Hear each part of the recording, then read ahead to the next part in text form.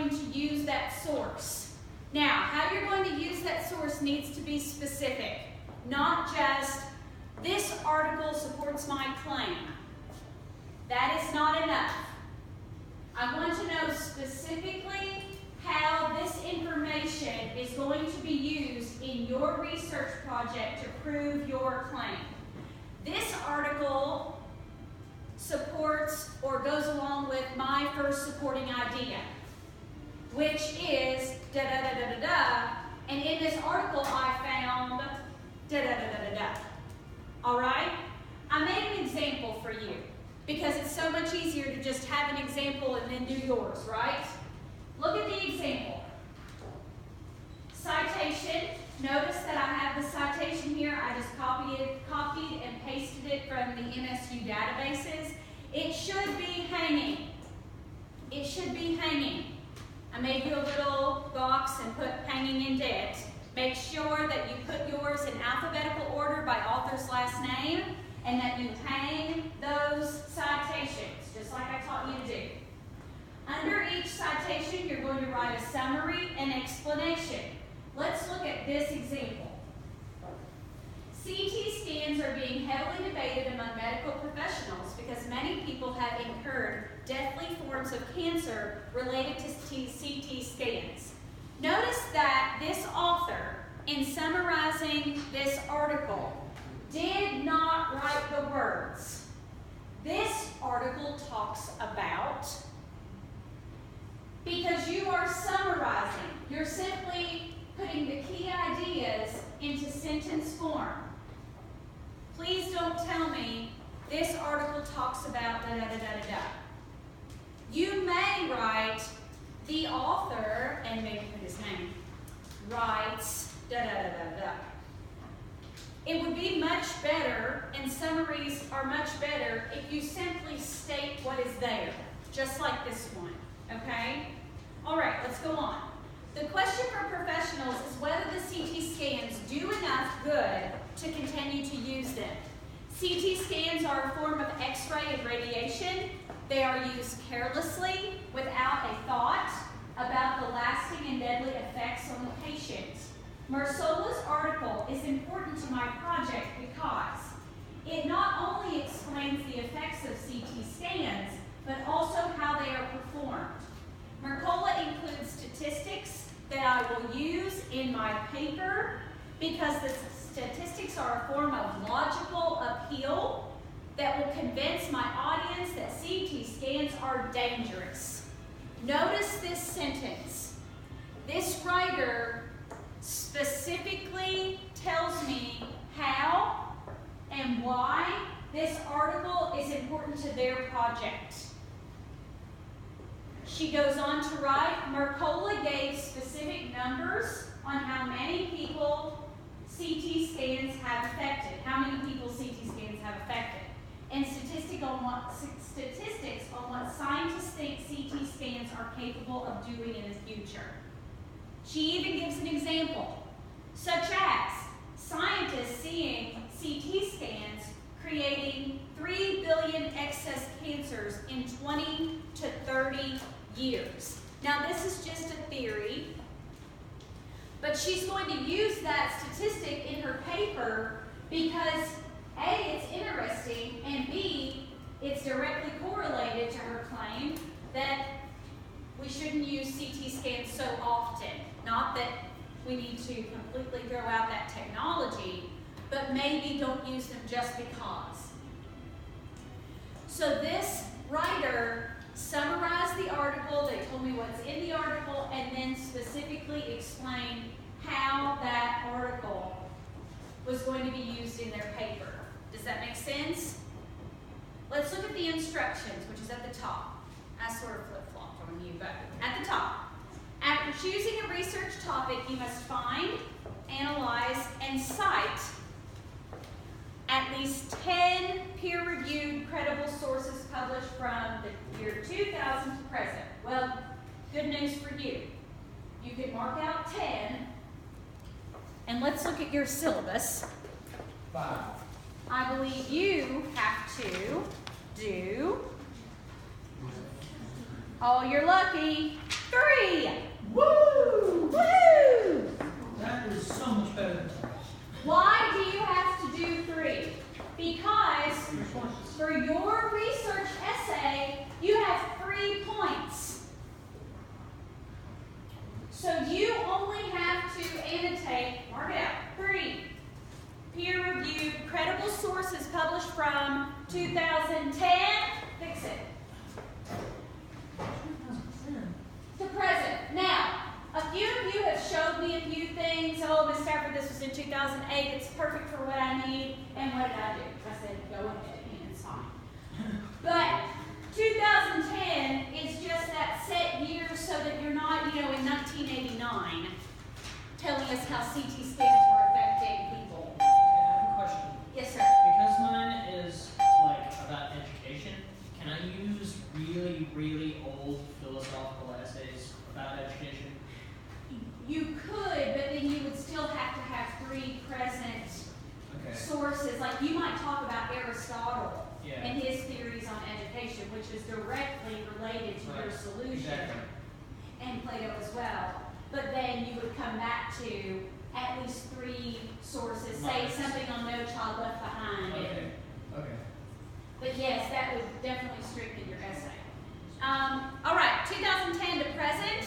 Cite each source in MLA format, alphabetizing by author's last name. You already have that done, don't you? You turned in your proposal. They're listed at the end for you. You had 5 for your proposal. Well, now you're supposed to narrow it down to the 3 best ones. That means you need to read those 5. Yes? And pick out the 3 that are going to work for you. Now, some of you might use more than 3 sources in your essay. Do you have to annotate them all? Well, according to my rubric, I only have to turn in 3. So unless I want to really go above and beyond for no other points, you just have to annotate 3. Yes, Kelsey? Okay, so if my sources in my proposal are the same that I wrote my current events about, They should be. so does that mean you can just put, okay. Gosh, that William Kelsey, he's a sharp. So easy. All right. Alphabetizing by author's last name, of course. Sometimes we just forget, don't we? We copy and we paste from our current events, which is great. That's why we do them. And then we forget, oh shoot, Stafford comes after Roberts. Okay, so make sure you alphabetize it. Summarize each source, which you should already have done in your current events.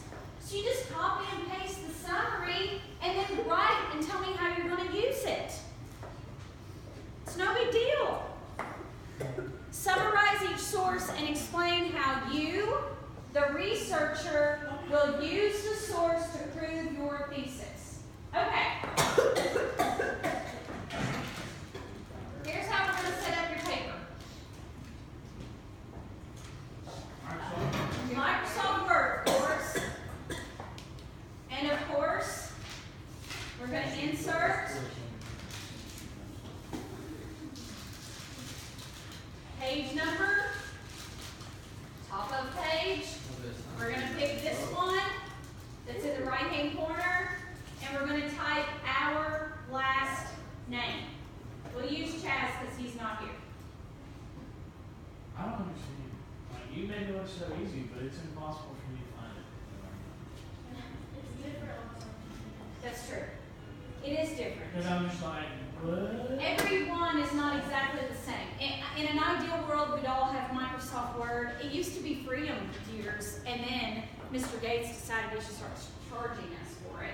But I understand the technology, but okay. Insert page number, type your last name, and then your name, my name, this course, and the date. Remember, MLA, the date's funky. It's 18 February, all nice and typed out, 2016. The title of your annotated bibliography is Annotated Bibliography. bibliography. So, we just center annotated bibliography of what? Your working title. Yes. Whatever your title is. So, annotated bibliography of education reform in the United States. And now I go back to left align. I'm going to copy and paste my 3 citations. You should be able to copy and paste your summaries, right? If you've turned in your current events.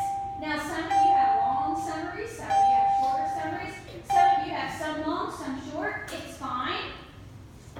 So your annotated bibliography might be 1 page. If you have 3 short articles, then your summaries are 3 to 4 sentences, your explanations are 2 to 3 sentences. It may all fit on 1 page.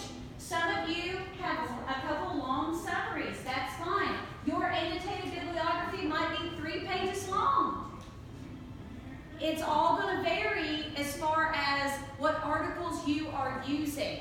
But I'm begging you, print the articles, read the articles, and choose the ones that are the very best. No. Okay. All right, don't forget, citations, double-spaced, hanging indent. Summaries and explanations should also be double-spaced. This is MLA format. You're keeping the format the same. Something that people do every time I teach them how to do an annotated bibliography is when they turn in their research essay, they turn in annotations with their bibliography, their works cited page. This is just for this assignment. When you turn in your essay, you're just giving me the citations to the end. Okay? All right. Questions, concerns about the annotated bibliography? So basically, it's just like a works cited page. On Basically, steroids? It's just current events, basically. Yes, but you do have to write and tell me how you're going to use it. Right, that's all. You are truly copying and pasting your current events, alphabetizing them, and writing after each summary Wait, how you're going to use it. what if the author's name is the same? That's okay. Like you wrote all 3. It doesn't matter the order? No? That's what it says. It doesn't matter. You can't alphabetize the same name. Okay. Any other questions? All right. Make yourself a note, or you're writing notes, maybe on this sheet. Mental this note. Mental note. Due February 26th. You can email me your assignments. It makes it very easy because then I can highlight things that you might need to fix and send it right back to you, and then you can send it back to me and we didn't use a piece of paper. Or you can print it